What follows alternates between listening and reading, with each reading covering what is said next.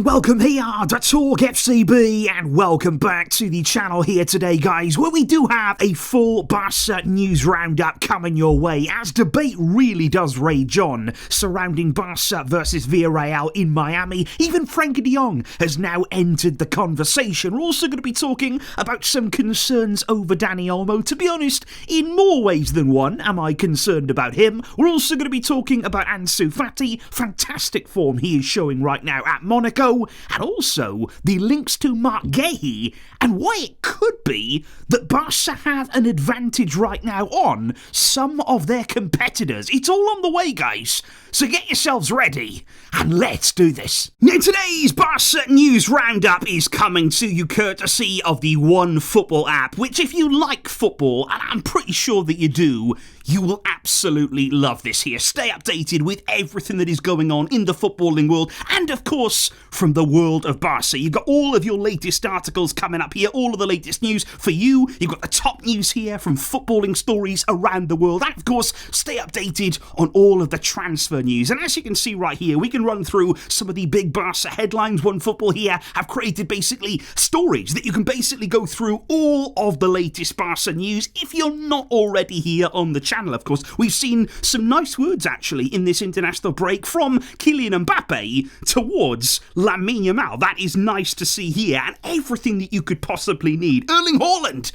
what's he doing there in the Barcelona section? Are we planning something quite extraordinary? Well, you can find out by downloading the app. It's free, and if you do follow that link in the description down below, that really does help to support the channel. Thank you to you guys, and enjoy. Because if we do indeed begin, first of all, guys, by talking about those quotes from Frenkie de Jong that of course came here on international duty. Sometimes you will get it here where players go away with their national teams and maybe they speak a little bit more freely, but I think in the case of Frenkie here, at the end of the day, he's a Dutchman. He is going to say what's on his mind. He is going to speak very much from the heart here, and I've got to be honest, I think it's actually quite good here that he's speaking very openly about his thoughts, about the players' thoughts in general on this game from Barca outside of Spain, taking place there in Miami in December, most likely against Villarreal. Now, Frenkie said in response to that decision that came from UEFA to approve the game, he said, "I don't like it. I do not agree with that decision." He said it's not fair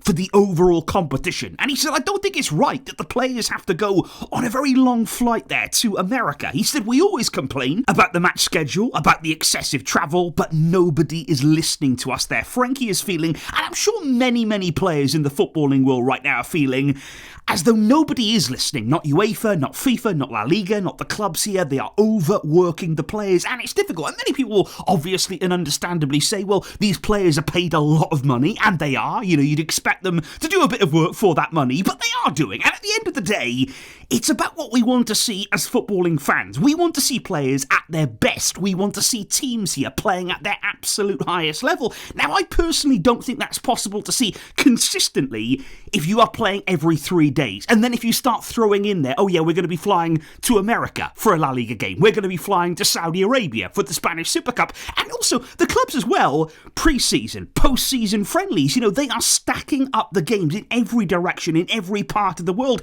It's all about maximising revenue, but you have to think about the overall product, the quality of the games, the quality of the players that we're going to be able to see with the sheer amount of matches and the way that it's all being done. And Frenkie did say, for the clubs, obviously, it's about expanding the brand globally. They will profit from it. That's what it's all about. The clubs are going to get paid for it well, but I don't agree with playing a game in Miami. And he even said there, I understand why other clubs do not agree as well. And that's speaking there about the potential of unfairness in La Liga. Barca are going to be playing, like I've said before, not an away game. You know, they should have an away game against Villarreal. It's technically in a neutral stadium, but we all know that stadium is going to be full of Barca fans. You know, I know many people on here already, they're thinking about going to the game, and that's amazing. You know, it's amazing that these people in Miami, in America, will get to see Barca live. I absolutely love that for all of you who will be able to go and experience this.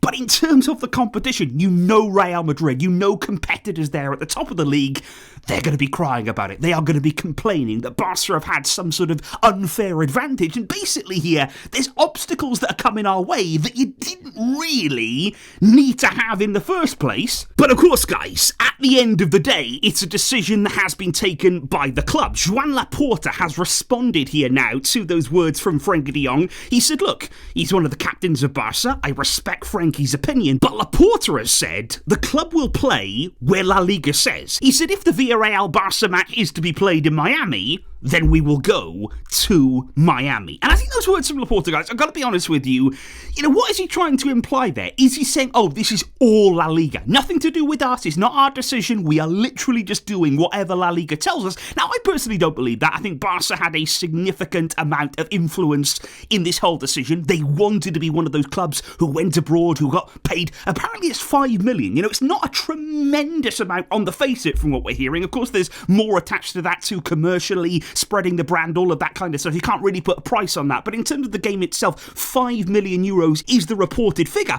But I also don't like the thought, guys, say Barca didn't have any influence, didn't have any say in all of this, as Laporta is implying. I'd hate that even more. To think here that we're ultimately just doing whatever La Liga tells us to do. Oh, if La Liga want us to go and play there, we will do it. Like La Liga have ever done anything to help us. We are actually buying in to Javier Tebas's dream here. It has always been his dream to take a match outside of Spain, to go to America, to play it there.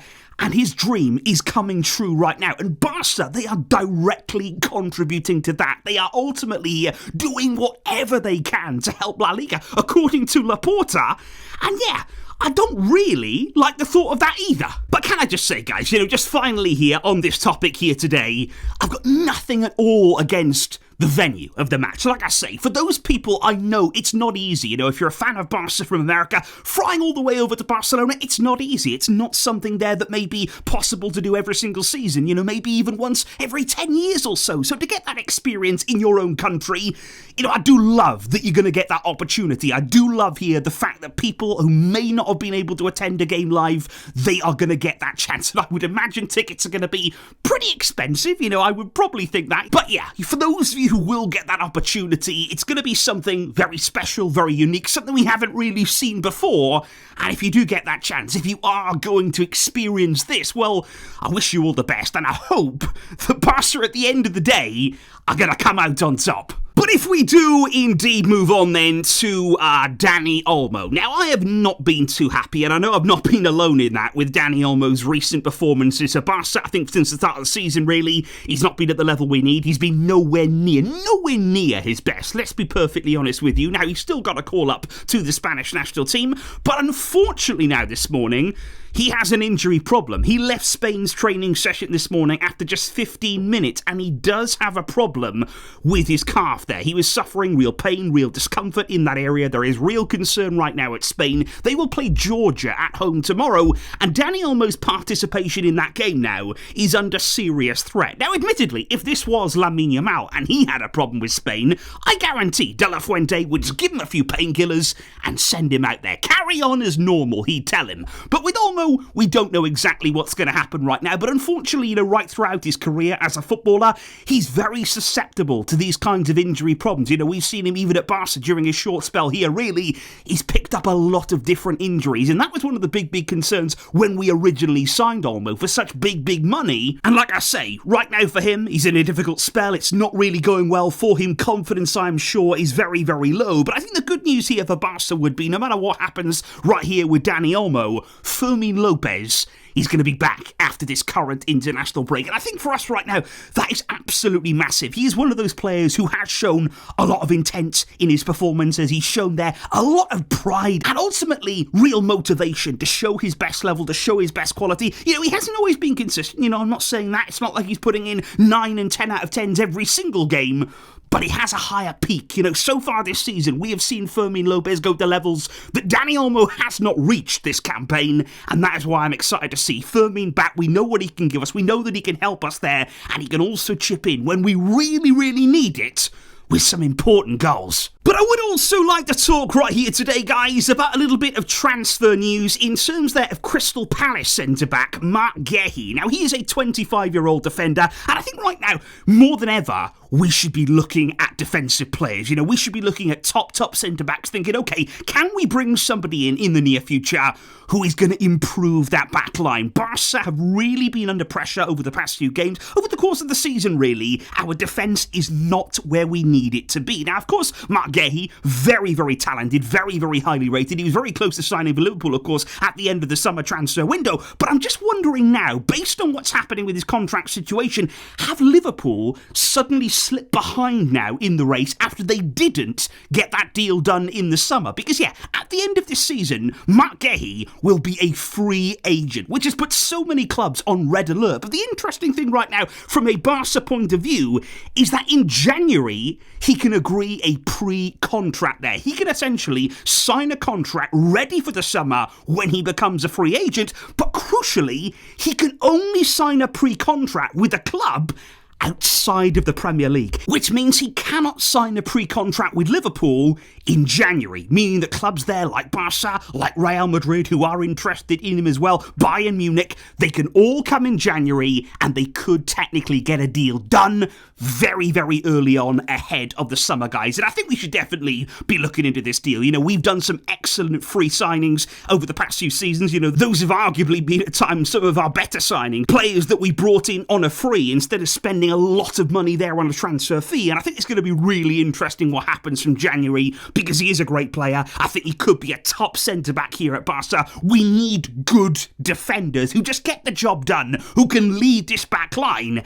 And what do you make there, guys? Ahead of Marc Guehi becoming that free agent next summer, is it somebody that we should be targeting? However, guys, of course, right here in today's video, we have to talk about Ansu Fati. We have to talk about one of the very few things right now that is really bringing joy to us Barca fans. Because, yeah, we're going through a bit of a tough time. You know, not everything is rosy right now. Not everything is working out from a Barca point of view.